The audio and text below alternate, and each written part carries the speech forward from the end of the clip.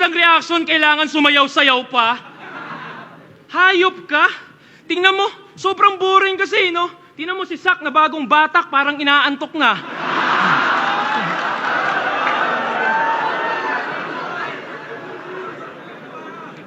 Tingnan nyo, tayo dinadamay pa yung pagdidis, kaysa doon lang daw mas nakilala.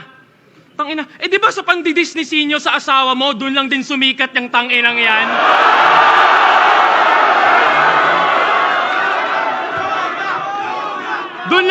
Doon lang sumikat ang tanginang yan. Ang pinagkakaiba lang, ako dahil sa pangdidis, ako yung pinalakpakan, ikaw parte ka ng pangdidis na ikaw yung pinagtawanan, tanginang yan.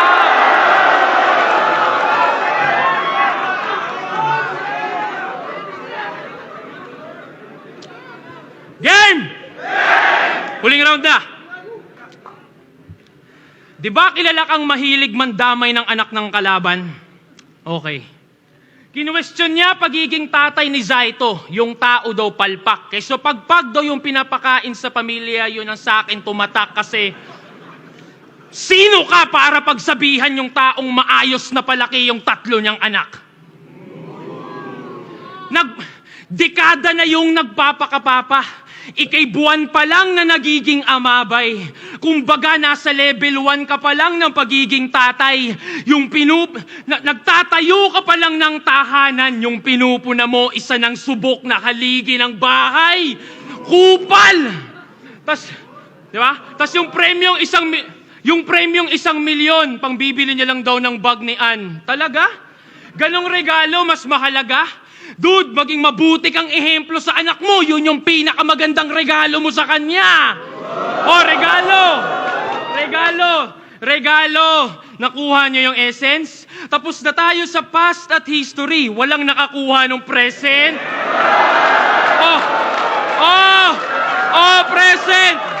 Present. Past, history, tangina. So future naman.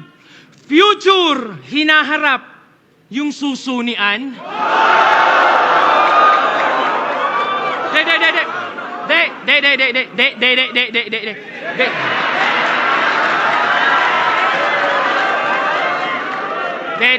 Alam nyo, di ako bumababa sa ganyan, pero iba to. Game! Hindi ako nag-iimbento pag sinabi kong pinakamalibog si Ann Mateo. Paano ko nalaman? Paano di ko malalaman, lagi mong kinikwento? Nagdodota kami ni Sak. Nasa kabilang linya tong si Gago. Biglang pare, andyan na naman si Ann, may daladalang vibrator, out mo na ako.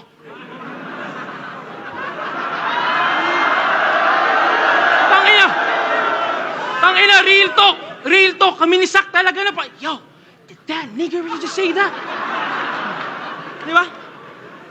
Kaya gano'n na lang kung bastos-bastusin siya ng mga nakakalaban mo sa entablado. Kasi ikaw mismong asawa, sinasa publiko yung mga bagay niyong pribado. Pinagyayabang mo, wala kayong kumalat na skandal ka mo. Ikaw mismo naglalarawan nung kanyang kalaswaan sa isip ng mga nakakasama mong tao. Di ba? Di na ako magugulat kung maraming nakakaalam nito na tinitext mo. O kahit si Phoebus, bigla mong tawagan para ikwento mo lang yung pagsisex nyo. Tasang malupit dun, pag sinagot ka lang ng, let's go, Sheyi, let's go.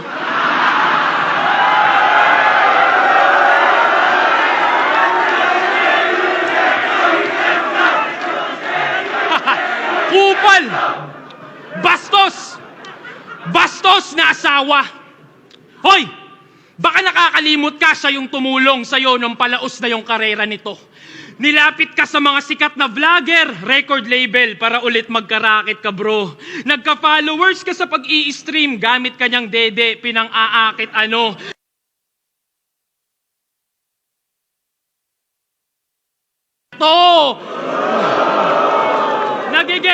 Nagigets niyo yung pattern? Gusto niya na dadamay si Ann para pag-usapan because that's how he makes bread. Para sa views, para sa clicks, like na like niya yung hatred. Kahit nung di pa sila kasal, gatas na gatas mo na iyong babe, man. Di pa nag-a-aido yung fiancé, nagamit mo na sa engagement.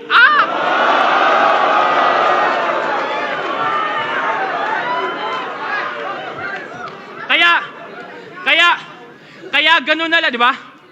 Kaya okay lang sa kanya na tira-tirahin yung taong dahilan kung ba't siya nandyan. Si Ann yung pagpipiestahan sa Facebook feed, tas ang nabubusog na yung tanginang yan. Siya yung nilalait, ikaw nag-aabang lang. Siya yung tinitira-tira, pero ikaw yung nagkakaroon dala ng mga panlaman tiyan, tanginang yan. Di ba? Isipin nyo, gagi. Isipin nyo, gagi. Isipin nyo, gagi, wala na kasi siyang hype, kaya kailangan niya yung misis niya lagi. Para yung atensyon natin ma-focus doon sa may katawan para lang pagtakpan kanyang pagiging nobody. Kasi, real talk pare, kung walang Ann Mateo, matagal na dapat walang Seyi. Isipin mo yan. Ang masaklap, naghuhubad siya ng damit nang mabihisan ka lang.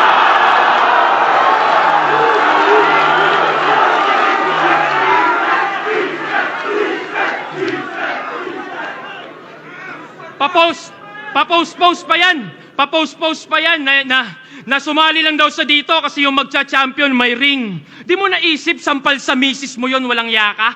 Bugo nga pagkabana. Naghahanap ka pang ibang ring, pare, wala nang kasing mas mahalaga sa singsing na suot-suot ng iyong asawa. Ganto man damay ng pamilya. Tas ikaw lang yung solong nakata mo. And bitch, I son you so bad, tatawagin akong lolo ng anak mo.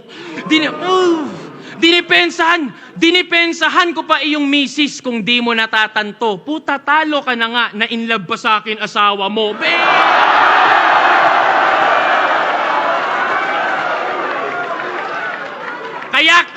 Kaya kitil ka sa akin, gago. Kahit si Phoebus pa iyong amo, kahit may assist ka palang hurado. Ang kaso, di marumi ang DDS. Ika'y malinis din na ba?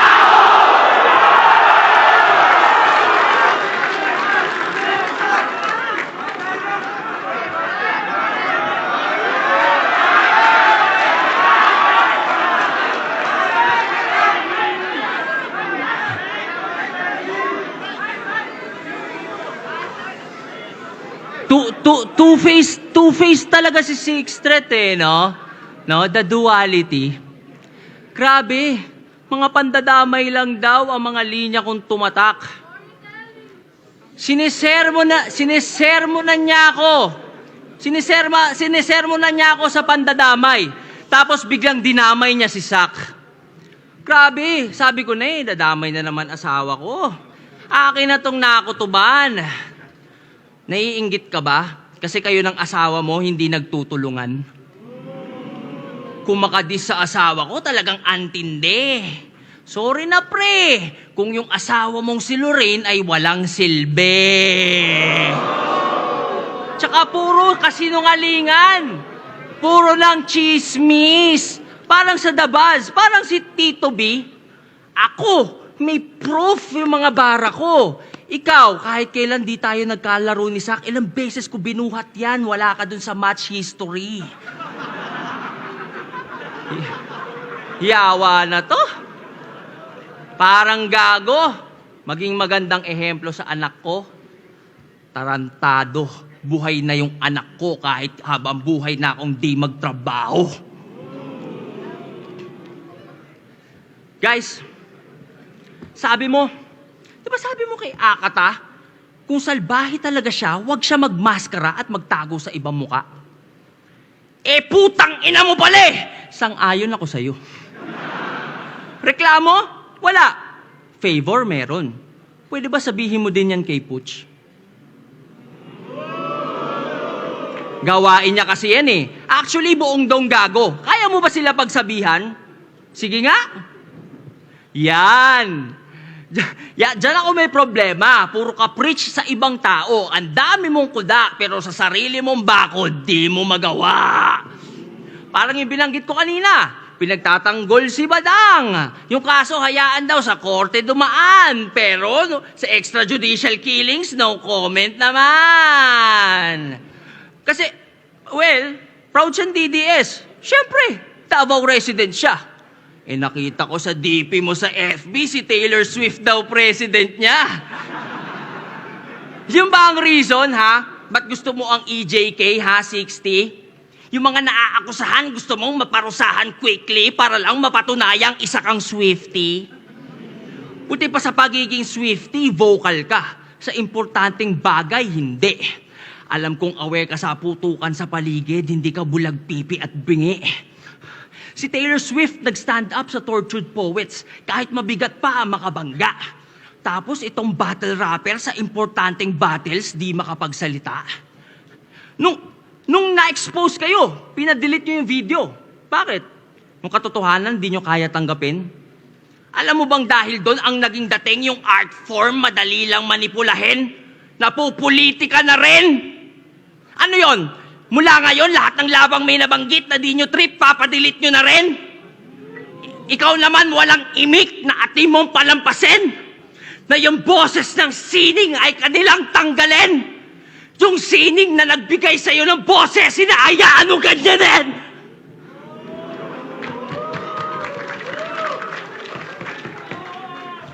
Ikaw naman, Phoebus, wala kang bayag, putang ina mo, takot ka rin! Yung ginawa mo kay Zaki, mali, walang maling ginawa si Zaki kahit balik ta rin. Ganito ang bunga pag walang pagmamahal at puro lang pera ang tinanim, kaibigang. Kaibigang kita, kaya kita nire-real talk. Bagay na di mo kayang gawin!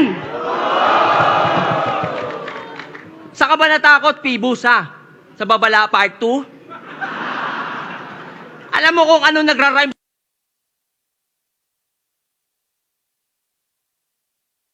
Demanda nyo ako, baka sampaling ko kayo ng ratbo. Tingin nyo, kaysa paboran ng batas ang freedom of speech at artistic expression, mas bibigyan nito ng value ang fragile ego ng mga iyaking rapper like you? Irespeto nyo ang korte, di sila tulad nyong mabababa IQ! Zaki, huwag ka papatalo sa nag-a-abuse ng batas as long as ang sinasabi mo ay true when coming from a place of concern. Brother, I am behind you.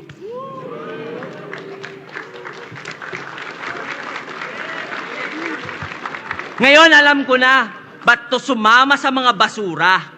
Kaya naman pala, nagdonggago ang puta kasi pare-pareho kayong mga banta sa kalayaan ng kultura!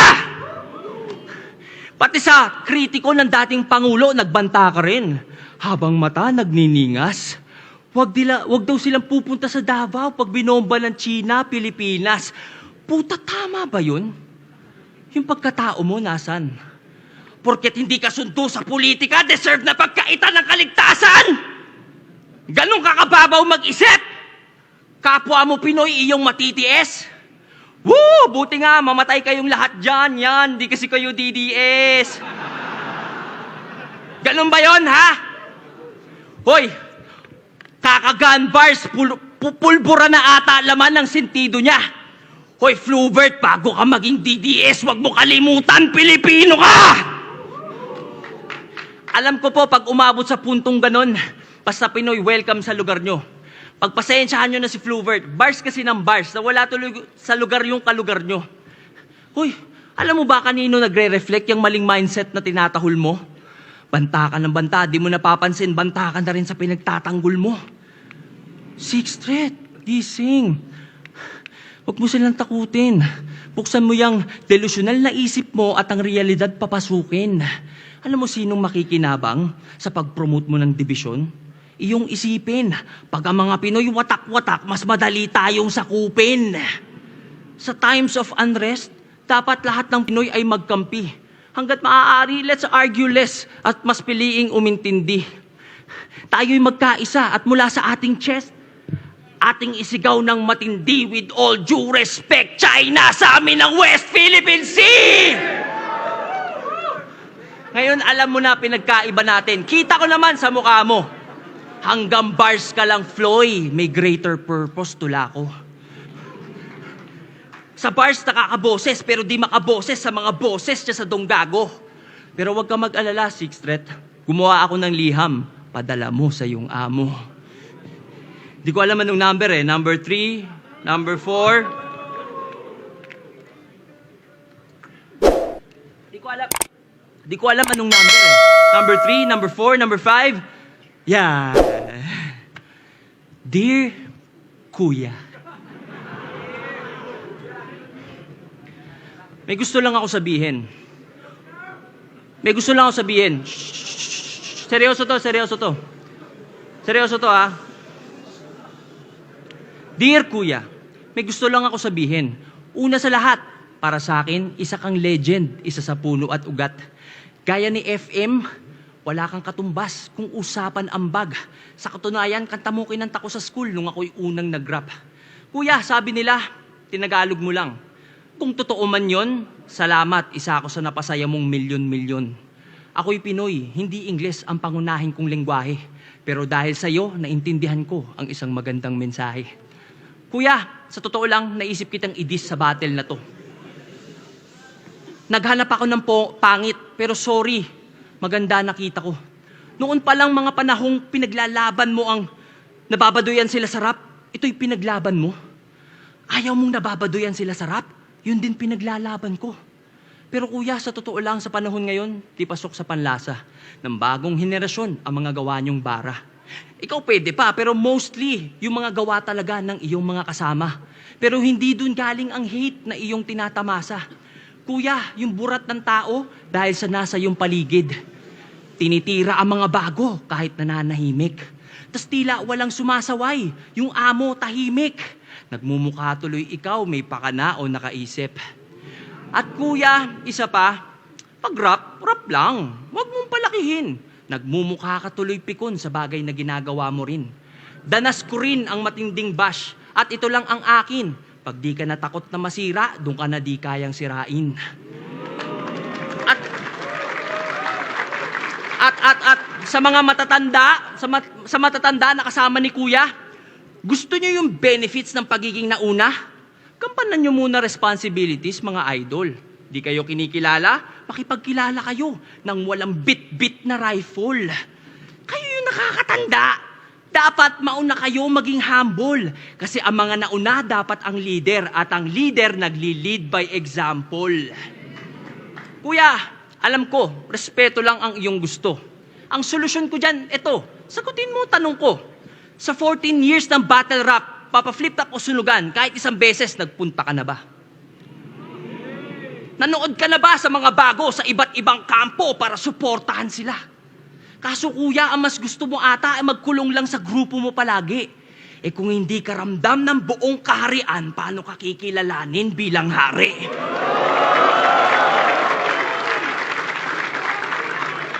Nung nakaraang eleksyon, nag-promote ka ng unity. Nakapag-unite ka ng 31 milyon. Kuya, ba't sa sarili mong community ayaw mong gawin yun? At ikaw, ha? Ikaw yung nandyan. Ikaw sana yung nakakaintindi. Ikaw dapat nagko-call out sa mga seniors 60 at nag-a-advise dyan, pre. Kaso wala, duwag ka. Ako patuloy gumawa kahit na hindi ko parte. Well, at least napatunayan ko sa mga tao na wala kang silbi. At sa PS, sa mga di makaintindi, mga mandidis yan sigurado. Pero sige lang, be my guest, di ako mai-stress sa mga duranyo. Importante, may attorney says, kayo'y walang pwedeng maikaso, hindi nyo ko malilitis, kayo'y malinis tinarantado!